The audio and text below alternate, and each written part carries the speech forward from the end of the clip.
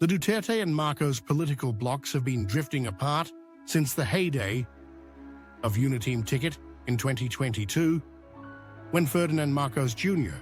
replacing Rodrigo Duterte as president and Sara Duterte becoming vice president.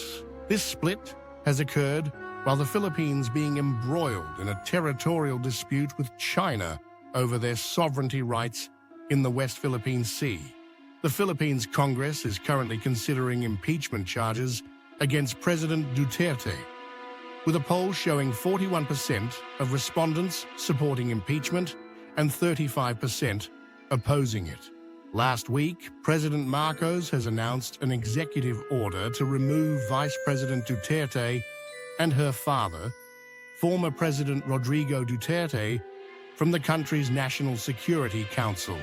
Former President Duterte has been obstructive to Marcos's power, regularly calling him a drug addict and accusing him wanting to amend the constitution to stay in power.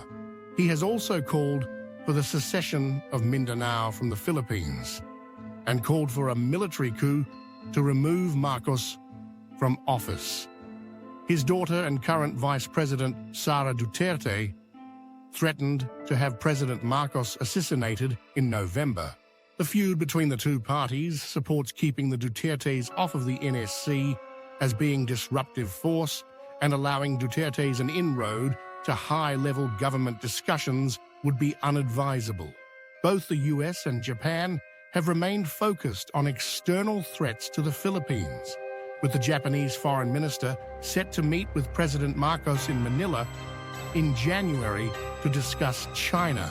The US prefers a more predictable and supportive Marcos over a more unpredictable Duterte, and China the opposite.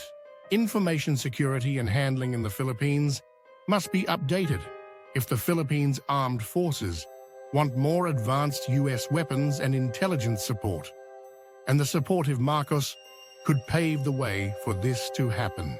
The US has already started providing financial assistance with $500 million grants to improve joint bases and the security architecture to this end.